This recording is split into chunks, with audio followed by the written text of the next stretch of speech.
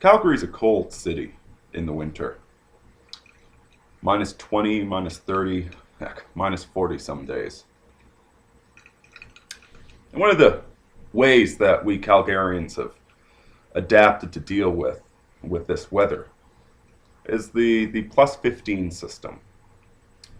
The plus 15s are a bunch of connecting passageways 15 feet above the road that connect basically every office tower in downtown to one another.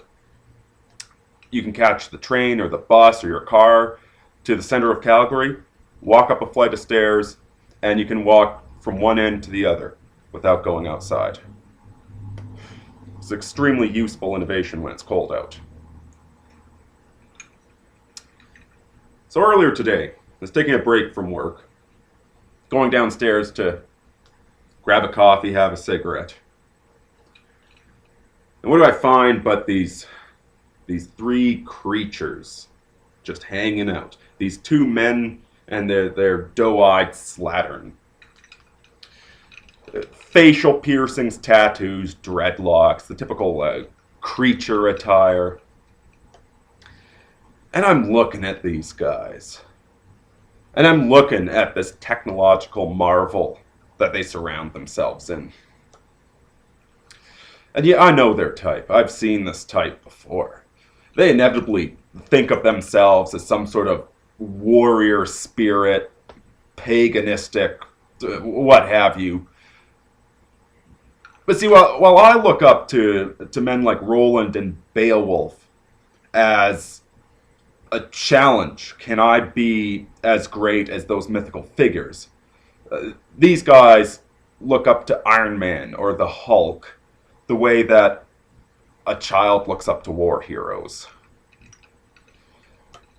And no, I wasn't mistaking a counterculture musician or artist. I can recognize these types. They decide to come downtown to surround themselves with the works of greater men, to sit there listening to their iPod, these unemployed, degenerate sacks of filth, living in the structures imagined by men of greater intellect and built by men of stronger back than this group could ever hope to be. Cockroaches. Whenever you build civilization, you get cockroaches.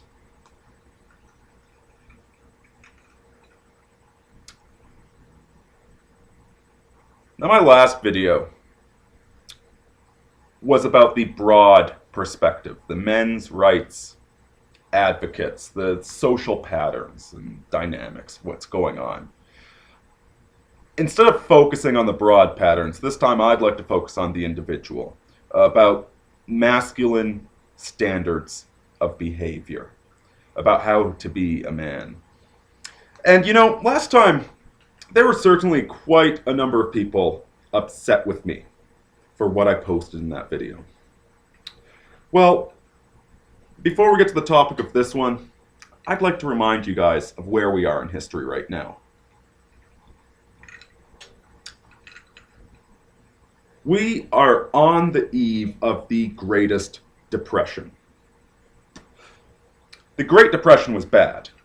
The bankers screwed the pooch big time with that one. And when you can't come up with 10 years of socialist legislation, things only get worse. It was a bad, bad time. But you still had machine shops. You still had farms. You still had a populace that was trained in the means of production. This time around, we've got the same funny money, but we've exported our productivity base overseas. Our population, our human resources are no longer trained in these skills. The number of tool and die experts, the number of machinists, the number of mechanics, heck, even your average day-to-day person. How many men out there know how to change the oil on their car? We've lost our productive skills this time around. So when this depression hits, rebuilding is not going to be easy. We have a demographic problem here in the West. Our population rate, our rate of children per woman is at 1.6 here in Canada, and it even gets worse in some places in Europe. 2.1 is required for replacement. 2 children, 0.1 for the people that die or are infertile or so forth. We're producing 1.6. And to try and bolster the economy while this happens, we're importing slave labor from other countries to work the dirt jobs that we don't want to work. If you try and say anything about immigration, the liberals call you racist, while the corporations benefit from the cheap labor.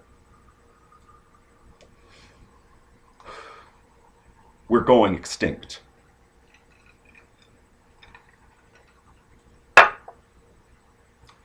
Technology has stalled.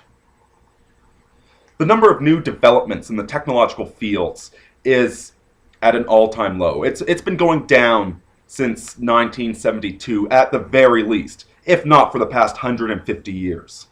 We are stagnating as a society. And I know that a lot of people want to argue with me on this, talking about smartphones and Angry Birds and all these wonderful new apps that we're getting. I'm seeing it firsthand. The computers, the operating system, the software is getting worse. There are a few fields where we're still advancing along Moore's law, but there's fewer and fewer by every day. We're making smaller microchips, we're making smaller processors, but we're not inventing AI. Biotechnology, that was going to be the new thing we heard in 1990, has completely stalled. But we can read DNA now, and that's about it. And it's not getting any better. We don't love science anymore. We visited the moon once. Now we're done with that. We're done with that space exploration. We're done with bettering ourselves, with learning how the world works. Instead, we just entertain ourselves constantly. Peer review has replaced genius.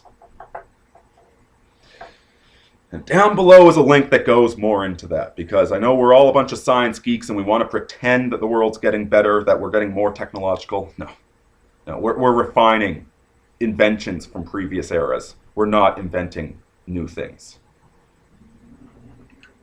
And let's not forget about World War III. World War III is on the horizon. There's people pushing for it. There's so many people that'll make a bloody profit if we go and overthrow another country. If we go and send a whole bunch of patriotic young boys that are young, dumb, and full of cum to go die and get their legs blown off in some third world hellhole to no end whatsoever. A lot of people are going to make a profit off that. The liberals, the hippies, the peaceniks, they're not going to do anything to stop it. We've got China with a massive population problem. Too many men, not enough women. Third world that's exploding in population because we keep sending them free food, undermining their local agriculture. So only the gangsters and scumbags get to breed.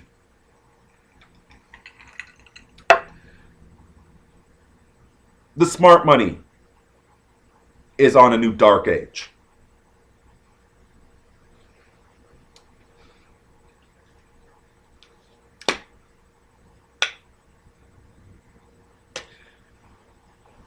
And so, if you think you've been hard done by, if you think that it's not fair living in this feminist, anti-male, anti-white world, that you're getting screwed over,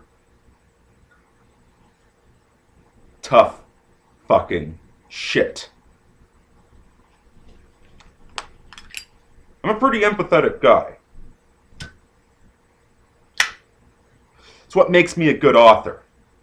In fact, I got teased about that in the army all the time. Marini, we gotta do something about your soft heart.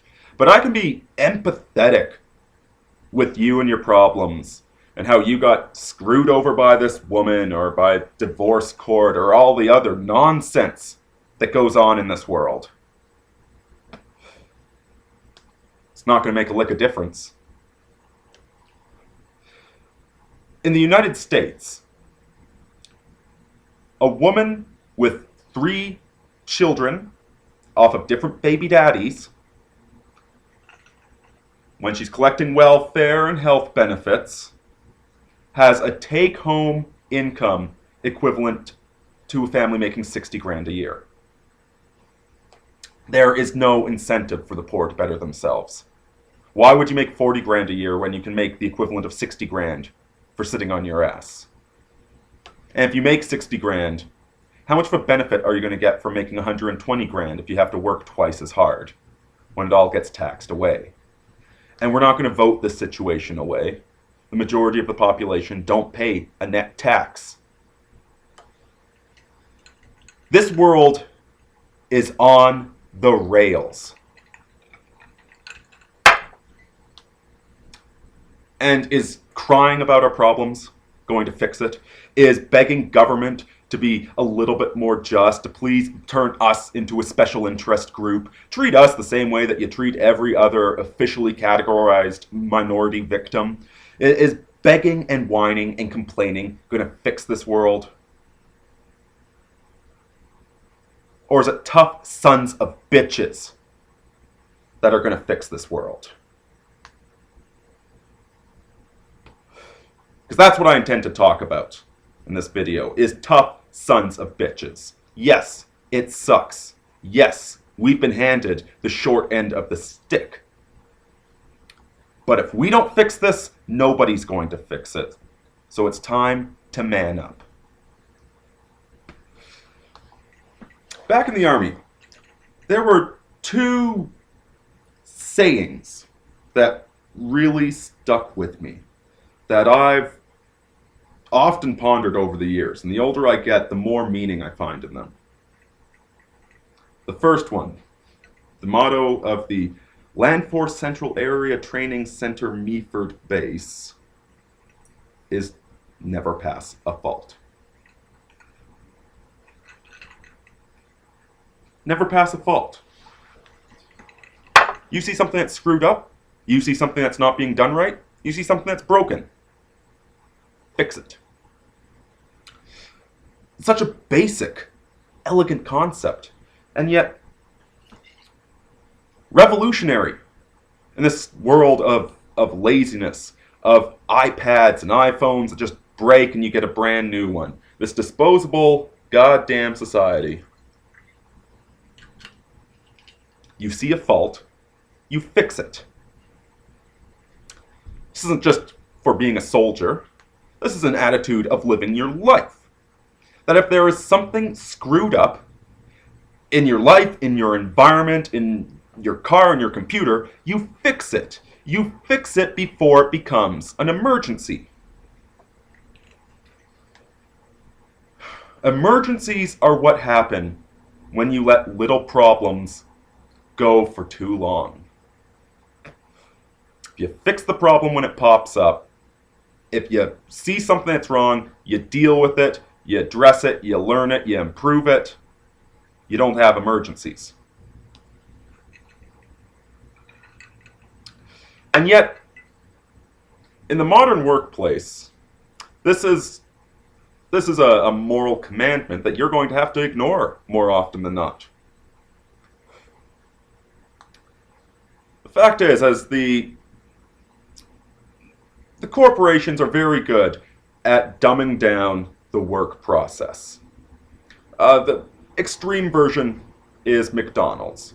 In fact, there's a short story that it's really good at the beginning, turns terrible at the end. But if I can find it, I'll link it below. Where they invent an AI to help you do your job at Tim Hortons or McDonald's, telling you where to go, clean up this, do that now, so you don't have to think. And it's a commentary on the fact that most corporate work is like that right now. Here's your cubicle, here's your job, don't think, just put your brain on autopilot for 8 hours. Respond. They're quite brilliant at turning these jobs into things that monkeys could do. And so as a consequence, the workforce has become lazier, more inept, more incompetent. I can't tell you how many companies I've worked for that had a dozen people doing something that should take one person because they couldn't implement a sane computer system or some intelligent leadership or something like that. We have people doing idiot retard jobs left, right, and center. Now, if you come into one of these places with a brilliant idea, with a way to save the company money, to implement a better structure, something genius, you are threatening entrenched interests. One of the ugliest things about the modern workforce is that you must pass the fault. Something screwed up? Don't tell anyone, or else the guy that screwed it up will harbor a vengeance for you.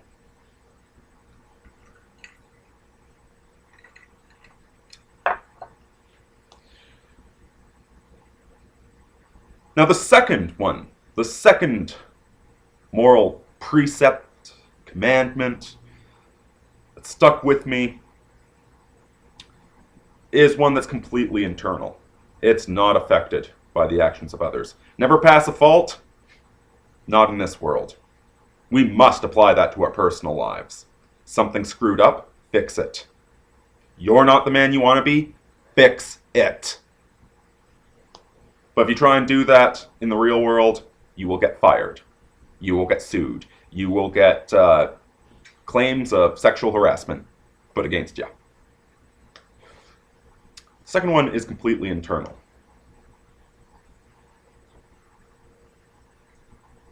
You choose the behavior. You choose the consequences.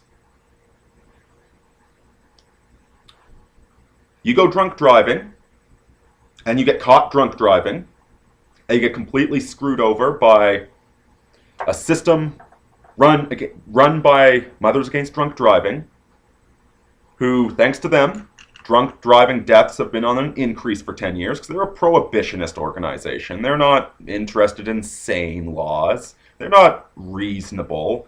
They're a bunch of Puritan zealots. But you chose the behavior. You choose the consequences.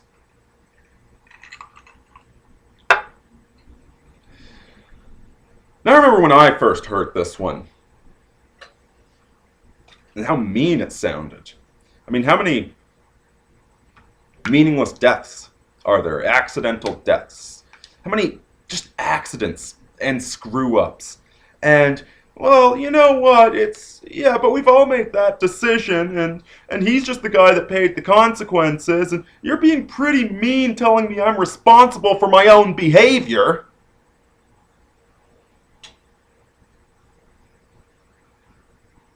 It's a testament to how far we've fallen. That saying, you choose the behavior, you choose the consequences, becomes victim blaming.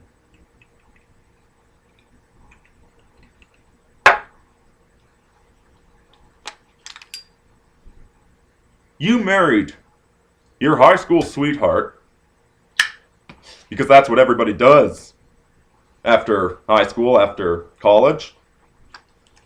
You know, and you went and busted your back at a job to support her while she was cheating on you. And then she raped you in divorce court. You chose the behavior. You chose the consequences. Well, you want sympathy? You want empathy for that? You want a shoulder to cry on? Because you can cry the rest of your life. And there's plenty of narcissists that would enjoy a good little codependent like you. It's not going to fix the problem.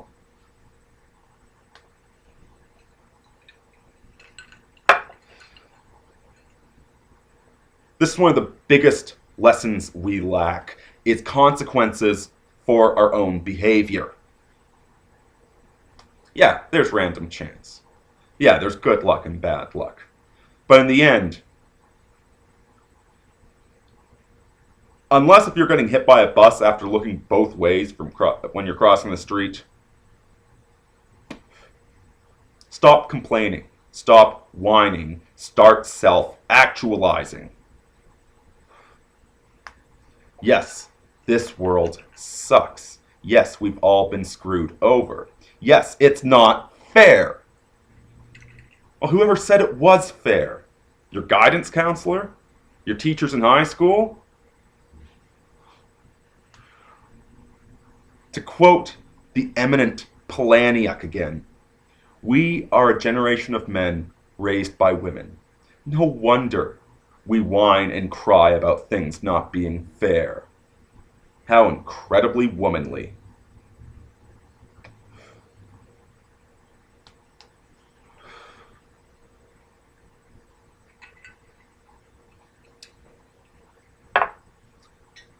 You choose the behavior, you choose the consequences. It's that goddamn simple. Choose better behavior.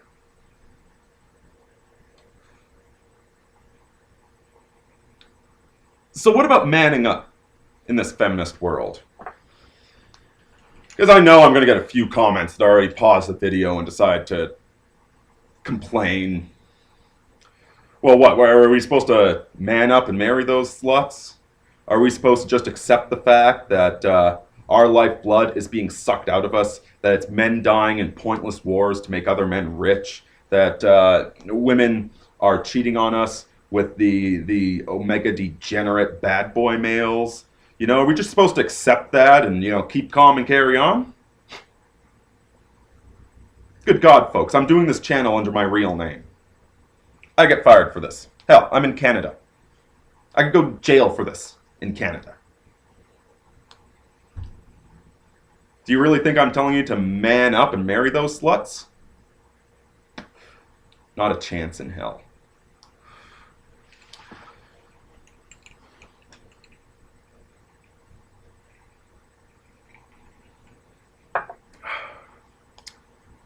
We are living on the eve of one of the darkest times that will ever hit this species.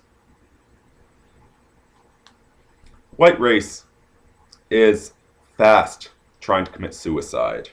Technology is stagnating. The economy is in the dumps.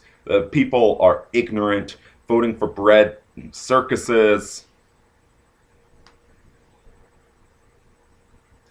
I'm sorry, but we don't have time to feel pity for ourselves. We do need to man up. We need to become harder, and we need to be ready to deal with what's coming. No mummy government is going to save you. No daddy Nazi party is going to come guide you to the truth. You know, just sign on the dotted line, stop thinking for yourself. Just join our team, everything will be okay. It's probably the Jews' fault. We'll blame them. No. That's not going to be the bloody solution. Not more of the same. Not doubling down when we're this deep in the hole. The solution is for all of us, you, me, everybody, to start thinking for themselves, to start manning up, to start becoming hard, to becoming responsible for what we do. This is bigger than you. It's bigger than me. This is the future of the human race we're talking about here.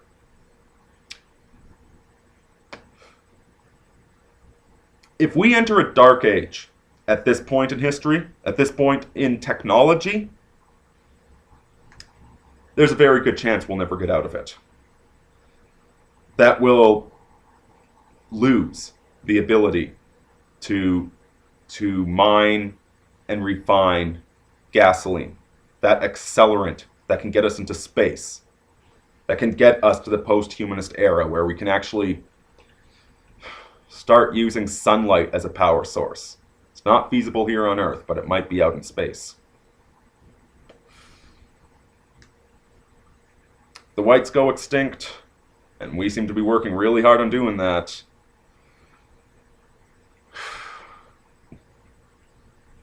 Europeans and Jews, have been 99% of Nobel Prize winners. And looking at Japan right now, I don't think they're going to be taking up the slack. Whining and crying about how hardly we've been mistreated, about how badly we've been screwed over, is not going to move us forward.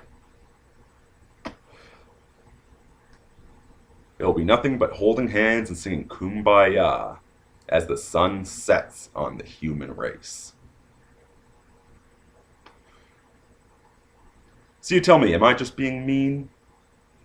Are you feeling butthurt over the fact that I'm challenging you to be a better man than you presently are? I'm challenging myself. I'm certainly far from perfect.